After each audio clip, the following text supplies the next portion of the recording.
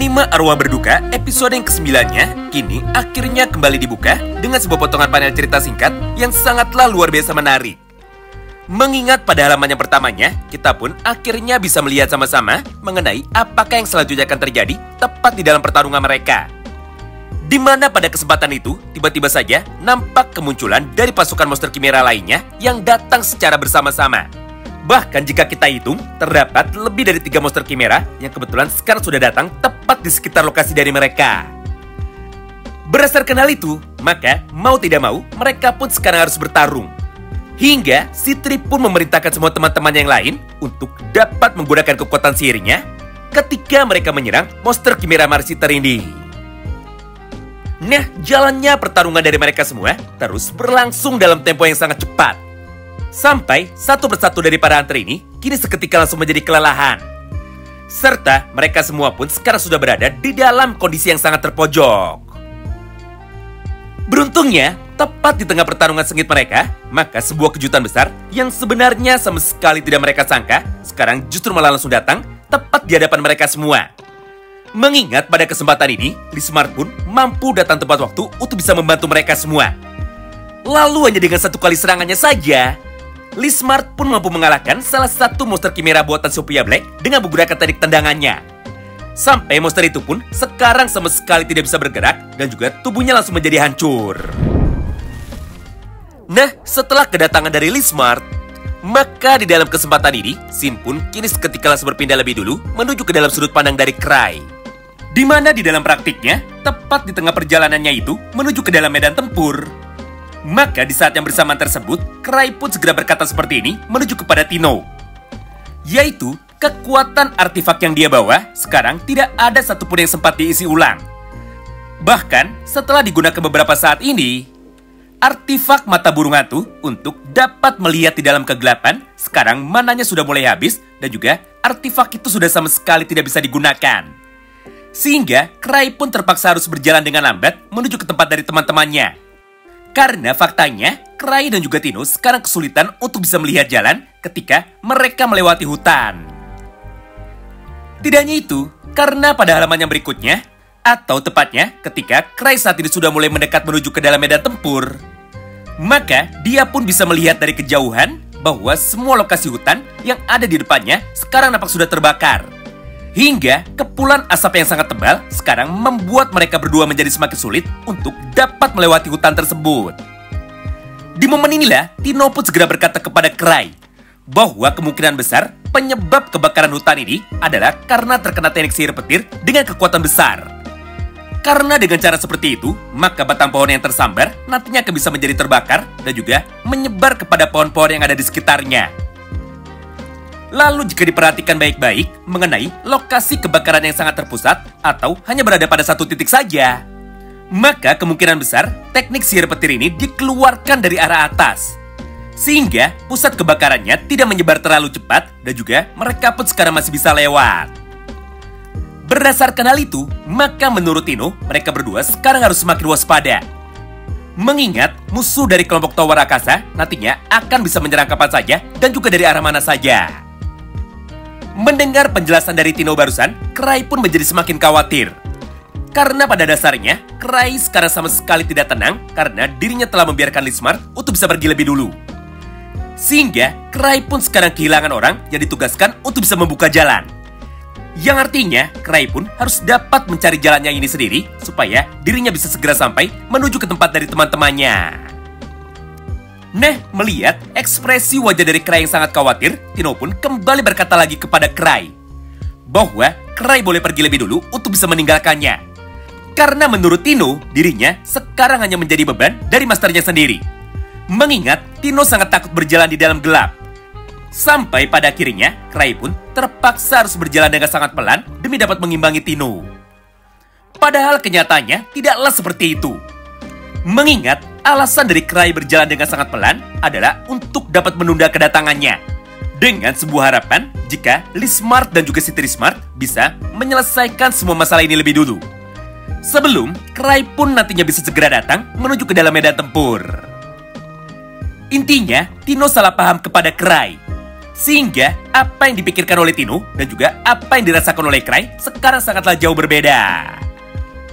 Tidak hanya itu, karena pada halamannya berikutnya, Cray pun secara random kini mulai menjelaskan kepada kita juga bahwa sejauh ini hanya ada beberapa orang saja yang mampu menggunakan teknik sihir petir dengan level paling tinggi.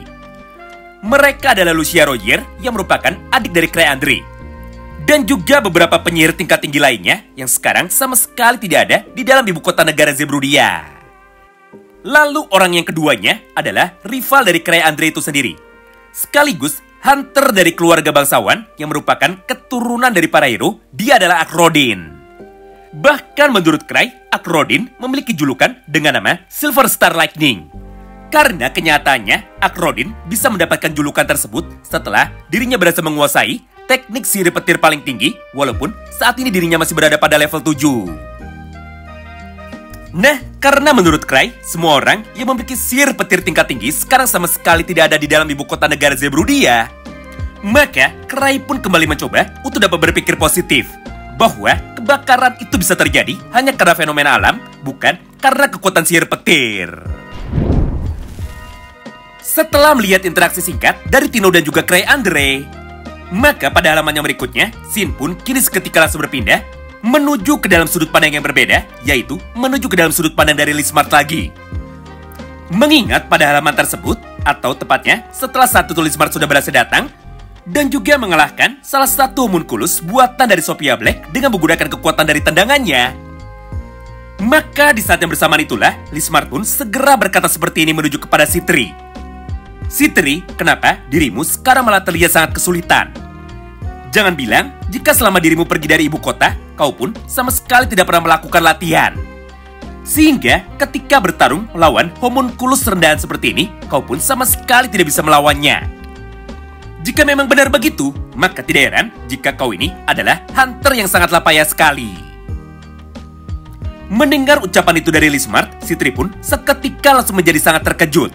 Karena pada dasarnya, dirinya sama sekali tidak menyangka jika bantuan yang datang pertama kali adalah dari kakaknya sendiri, yaitu dari Lismart. Berdasarkan hal itu, Citri pun nampak sangat bahagia, sekaligus nampak sangat kesal. Karena dengan kedatangan dari Lismart ini, maka semua anggota party raid mereka sekarang tidak membutuhkan kerjasama dari satu sama lain. Mengingat, Lismart pun sama sekali tidak pernah mau menerima perintah. Dan juga, dia pun hanya akan bertarung dengan menggunakan semua kekuatannya sendiri saja. Nah, menarik ya, tepat ketika pada saat itu, Lismart sudah selesai berbicara kepada adiknya. Maka dari arah belakangnya itu, tiba-tiba saja muncullah satu ekor monster Chimera lagi, tepat dari arah yang berlawanan. Dengan niat untuk dapat menyerang tubuh dari Lismart ketika dirinya saat ini sedang lengah. Menyadari kehadiran dari monster itu, Lismart pun sekarang tentu saja tidak bisa tinggal diam. Hingga tanpa menunggu lama, dia pun segera memutuskan untuk bisa bergerak dengan menggunakan kecepatan penuhnya.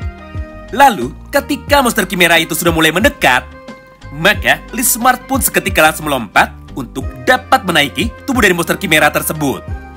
Kemudian, dengan menggunakan gerakan seperti ini, dia pun segera melempar atau membanting tubuh dari monster Chimera tersebut dengan menggunakan kekuatan fisiknya. Sampai tubuh dari monster itu kini seketika langsung menjadi terbanting ke tanah dengan sangat brutal.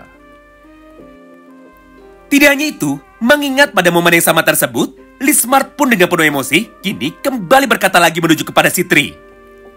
Sialan, kenapa dirimu malah memutuskan untuk bisa meninggalkanku? Dan juga memutuskan untuk tidak mengajakku bersenang-senang. Padahal pertarungan seperti ini adalah pertarungan yang sangat aku tunggu-tunggu.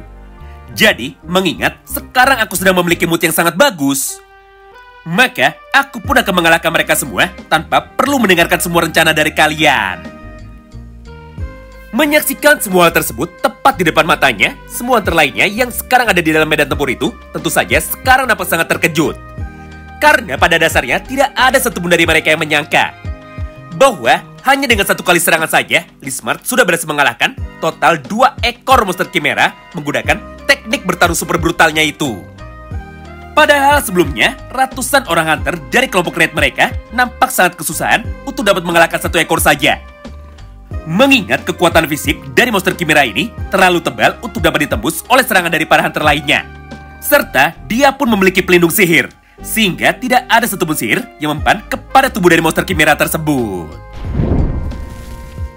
Nah, di momen inilah sekarang giliran dari Citri yang mulai bertanya seperti ini menuju kepada Lismart.